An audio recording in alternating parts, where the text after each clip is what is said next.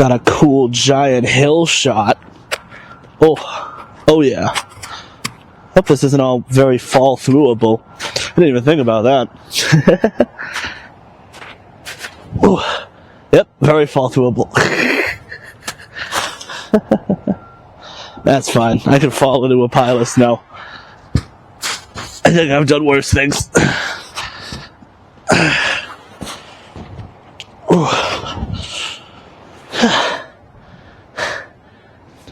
Gotta do it. Do it for the views. For the views, friendo. Not that I think those will get many views anyways.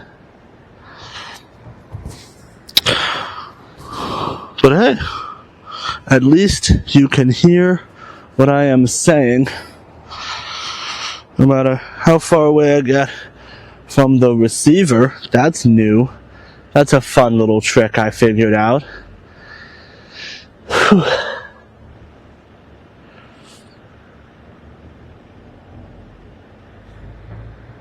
Topic was supposed to be scarcity versus abundance in theories of violence. Is that related at all to being on a big hill? No, I just think big hills are cool. Climbing around in them, it's cool and fun. That's the real message of the video at this point. Climb around in big hills because it's cool and fun. Oh, my ass is getting so wet right now, Jesus. I'll keep it simple. I'll introduce the concept so I don't have to be in this wet hill for too long. Oh, yep, that shoe's gone. That shoe's a goner. Maybe this video is just about me losing my shoe now. Maybe I forget the subject. There we go. Okay. This is just a me for losing my shoe video. Let's call it a test. Let's call it a test shot. Sunlight on my skin, breeze through your hair. I'd want to be with you if I could be anywhere. Sometimes close my eyes, imagine that I'm there. Oh my god, I never fucking hit record. Oh no, I did. Okay. No. Let's try not to fall down this steep, pretty little hill here. It is pretty though. Scarcity versus abundance and violence. That is the topic. Feels like the wrong topic for a pretty day, but we're doing it. So, scarcity versus abundance explanations. What I mean by that is, are people behaving the way they are because they're very, very poor and alienated and things are bad for them, or because they're very, very well off and entitled and things are good for them, right? So, take a look at drug use, for example. If you look at celebrities, that's maybe an example of an abundance narrative about drug use. They're doing very, very well in life. They have a lot of money and power, and they can get away with being very irresponsible and not having to really internalize very much the consequences of the people that maybe they hurt around them in their life through excessive drug consumption. Whereas, if you're looking at like a homeless person using drugs, then the narrative, the explanation is that they're doing it because their life is shit. They're very, very poor. They don't have much of a social support network, because if they did, maybe they'd have somebody whose couch they could sleep on, right? So they're very alienated and poor and possibly mentally ill.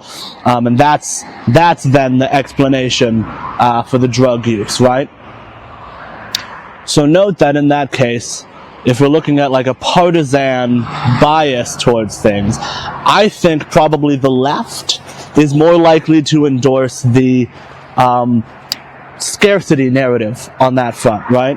they're more likely to think that the reason people do drugs is because of a lack of resources. And this translates into how the left talks about policy too, right? Because their solution is legalization or decriminalization of drugs. So it's not, tackle the issue more punitively for people. And then, give homeless people housing, have a universal basic income, these sorts of resource and opportunity creation mechanisms through government to lift people out of poverty. The idea is just get people out of these conditions, and people will naturally, individually choose to not do drugs anymore. If we rescue people from the scarcity, because the scarcity is why they're doing them. You could even see the opposite of this on the other side of the explanation. Maybe a more right-wing person, they're more likely to view drugs as a fault of a degenerate society in which abundance and entitlement has allowed people to neglect their responsibilities towards others, their morality, and we get all these liberal celebrities running around doing all the drugs they want and hurting people without consequence. And we need to return to morals, and we need sort of a strict backbone to alter people's behavior. And the idea is that when people have freedom, right, because wealth, I think, brings a lot of freedom for people. When they have freedom, they use it poorly. They use it negatively, which is the opposite of the left-wing explanation, which says that if people just had more freedom, more absence from scarcity, then they would be behaving more positively. Ooh.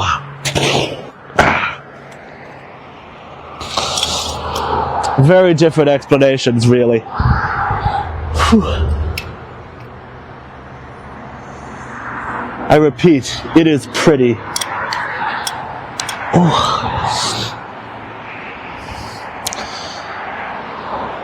But then let's take a look at a completely different scenario. One of the biggest mass shootings, I think it was Colombia. I'll have to Google what it was and then put it in the description because I don't even remember which mass shooting. It was whatever the one was where they would go up to people and they'd be like, "Do you believe in God?" Or maybe they didn't do that, and that was just the story. They'd say, "Do you believe in God?" and then they'd shoot them. That school shooting, for the longest while, the narrative, the story that was coming out about it was that these kids were very alienated youths, that they were bullied, that they were the underdogs, more or less. And the story was that they were underdogs and that they had finally snapped and they couldn't take it anymore. And then they shot a bunch of people. And that's a lot of people's image of what a school shooter is, I think. Certainly, it's been my image. And this is a little icky, I guess, to admit, but I kind of liked that idea. I kind of had a bit of an attachment to that idea growing up. Wasn't the coolest kid, wasn't the most hip or socially adept youth, and even in the absence of wanting any kind of violence or anything like that, the idea that there were these stories that were sympathetic to me, that there were these people who got pushed too far and they snapped and then they shot everybody. It kind of made me feel like there was an understanding that the problem wasn't me because I was so angry. It felt like society kind of understood when they talked about school shootings that there was a deeper root to the problem than the shooters themselves, right? So in a way, I think it's kind of a cool, empathetic narrative in that way. But some people don't think that. I've actually seen a lot of liberal and leftist creators talk about how the history of that story is inaccurate. And when you look at those kids, they were actually very, privileged, wealthy young kids. They were, in fact, very angry young men. They were very aggressive in school, even prior to that incident. And we had reason to believe that they were like bullies. They were the bullies. And that kind of changes the image somewhat, right? Because now you're looking at an image of rich kids who had bad parents who gave them whatever they wanted, losing all regard for the fact that there are consequences, and being able to, in their own mind, contextualize mass violence as not a big deal, because they've never really faced consequences for any of their actions before, so everything kind of starts to just feel like a game, and human life becomes just another thing they're entitled to. So, again, there's like a left-coded, right-coded sort of a thing that goes on here, where, in this case, the left-coded people were trying to sort of take away the scarcity narrative, right? It's different this time. This time, the left-coded people are trying to make a statement about abundance. And you see this a lot, actually, on the left in some areas. When they're trying to talk about, say, the election of Donald Trump that just happened. That, for example. They'll talk about grievance politics. When they talk about grievance politics, they're talking about people who have it good, who have wealth and power and privilege, wanting to hold on to it. Where there's another version of the narrative, there's another version of the conversation that says, no, actually, he got elected because there's a bunch of very poor people who are struggling, and we failed them, and they're lashing out and rebelling. And these narratives have been competing and contesting and clashing a lot on the left in recent years. There have been a lot of people disagreeing about how best to view this situation. Do you view this situation as one of entitlement or one of scarcity? There's no thesis here, in case you were waiting for one. No thesis, no final answer today. Just some thoughts on how weird it is that we find ourselves on opposite sides of this sometimes. Sometimes the left prefers explanations rooted in abundance, and sometimes the left prefers explanations rooted in scarcity, and vice versa for the right, and so on. We're in this weird bundle of contradictions, and it makes it hard if you start seeing these patterns to keep your head on straight, right? Because what if you decide that you're trying to craft this, like, broader narrative that connects multiple issues, that the problem is scarcity, or that the problem is abundance, and you're trying to craft this broader narrative about human nature and, like, the big problem, and so you try to take a principled stance across the row, and then you end up biting against both sides accidentally because of these coalitions that have formed already on these issues. Yeah, I do think there's a little bit more to say here, though, about, there's an authoritarianness to narratives of abundance. And I'm not saying that as a negative thing or a positive thing. I'm just saying that when your explanation is that people have too much, and that's why they're doing what they're doing, the implication is that, and have a lot of resources at their disposal, a lot of freedom that comes with those resources, they use that freedom poorly, and so the solution is to in some way take away that freedom and control that.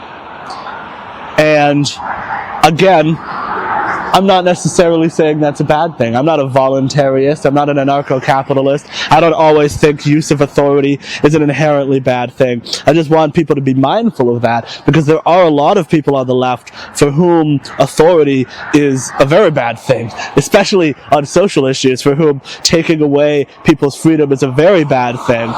And they've sort of accidentally adopted narratives of entitlement, narratives rooted in this abundance, that the root of the problem is rich people behaving in an entitled way, it's white people, it's men behaving through this entitlement, and that the solution is to take away various freedoms from rich people, white people, men, etc., or to treat those people more tentatively.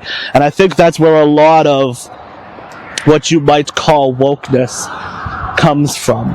For better or for worse, a lot of it comes from the idea that we need to be a little bit more authoritarian, even if it's not the state. Culturally, we need to put up a strong front against entitlement and abundance.